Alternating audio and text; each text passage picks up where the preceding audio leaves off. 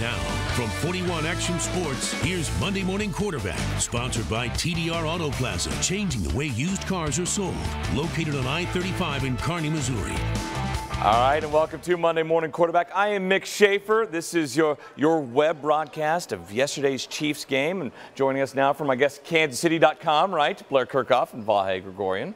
That works. KansasCity.com, right? Kansas City Star. Yeah. We go by many names. Yeah, it's Saran Petro of WHB.com. 810WHB.com. Don't act like it's not your homepage. Yeah, I got it saved. That's right. So I don't have to type it in.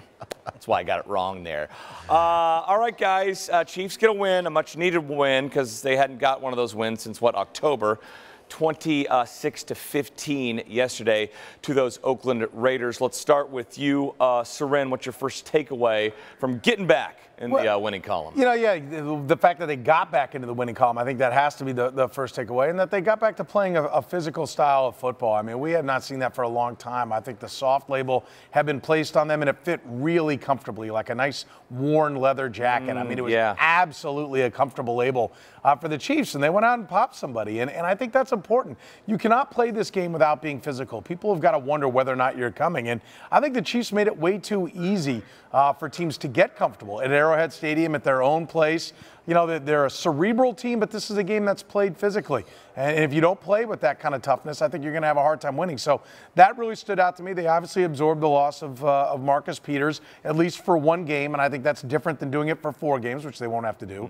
But the defense, I think, was the one that made the statement. We've seen pockets of good offense. The defense came out and played at a high level. And I think you got to really wonder, did Bob Sutton, was he maybe actually forced to change things up without Marcus Peters? And that's, got him out of his comfort zone.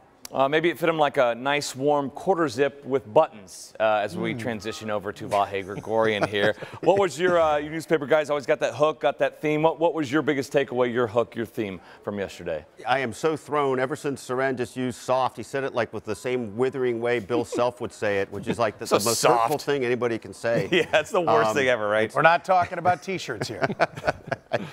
Hey, look, here's what I think. They are. You feel totally different about them today. And just picture this yesterday. Arrowhead Stadium, Raiders week, season on the line, and it was nowhere near a full house. That sort of just tells you state of the union of fans. And I think we're going to see something totally different from that this Saturday against San Diego. I think it's a reinvigorated look, a different field. Saran makes a great point about the physicality. I do think there's been a little too much of the, not ballet, but the intricacy of the game instead of just smash mouth, and we saw a good amount of that on both sides of the ball.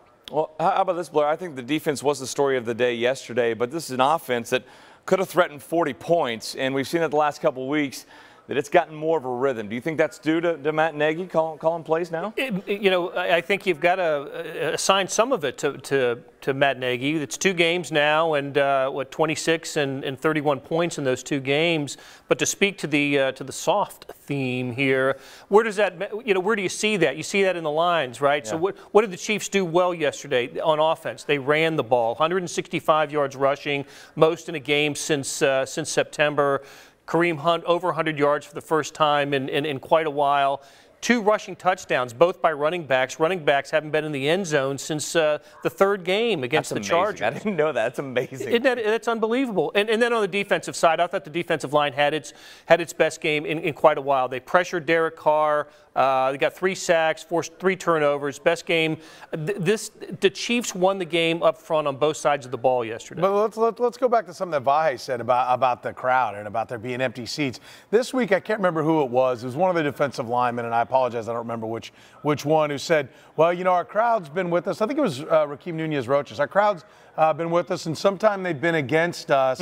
But, we got to just worry about the guys in this locker room. We got to come together. And it was almost like he was calling out the fans for not being there. And I think that was maybe a bit of a wake-up call. Listen, the fans aren't going to just be there and put a diaper on you, right? They want to see good football. And good football is like, it's tough, it's physical. It's also winning football. And I think there was almost this like, oh, well, why aren't they here? I mean, we put our uniform on. We went out there. Like maybe they started feeling sorry for themselves, and they finally had to pick themselves up out of the dirt and recognize, hey, we got to go get it done. I hope the fans made a statement. I think an empty Arrowhead certainly makes a statement with Clark Hunt, should make a statement to the people on the field. I asked Andy Reid point blank, did it make a statement to him or the guys in the locker room? I hope it does, because it's a sign of change when you've got an empty stadium in the NFL. It's coming whether you like it or not. Well, it was a 60-degree day in December, too, so it's not like it was 12 degrees and you had that excuse. It was a great day out. It's supposed to be 50s next week, and let's turn our attention to that, guys. Is this it? I mean, if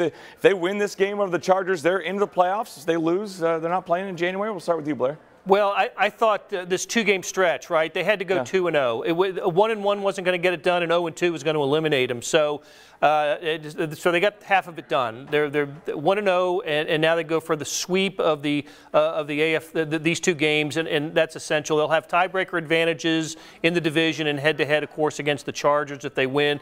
Schedule is favorable for the Chiefs in the final 2 weeks of the season, so it does come down, for all intents and purposes, to Saturday. Yeah, Vahe, I know you kind of going back and forth on who's the better team here, the Chiefs or the Chargers. Well, I'll tell you what's kind of funny is if they beat the Chargers, you sort of assume they're going to make it in. But then I start getting back to this thought of like kind of the microcosm of the season where they start off 5-0, the Chargers are 0-4, and I guess I'm not assuming if they get that lead in 2 games to go that the signature of the season might not still be that they just couldn't hold it.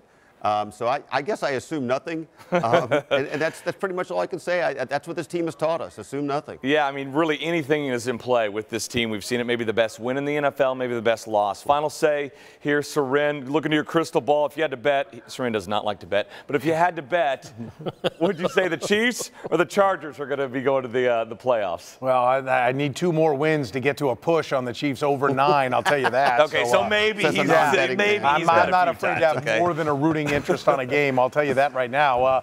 Listen, I hope the Chiefs can, but I think Vi makes a great point. I mean, you heard the numbers he just gave there. That means the last 9 games, the San Diego Chargers are 7-2. They're definitively the better team here of late, and you know, it's not to say that they'll come into Kansas City and win. That's a hard thing to do for anybody, even though some teams have been able to do it here of late. But, yeah, I mean, I think this is a coin flip game because I think even though the Chiefs are starting to find themselves again, the Chargers found themselves a long time ago. Yeah. And they're an object in motion. That's going to be difficult to stop. So it's a great game. It won't be remembered as one because a couple of 7-6 teams getting together to ultimately be a 9-7 or 10-6 champion is not what history is really made of. But it is going to be a great game for everybody within the AFC West. And I think there's a ton on the line. Listen, I think you can make the case that in this Raider game, and now carry it forward to the game against the Chargers, the course of the Chiefs, I'll give some credit to Danny Klingscale, who I work with, who really mapped this out this week. The course of the Chiefs' future may really ride on this game. Win the game, and you're on your way to being a 2-time defending AFC West champion. Let's put some things around this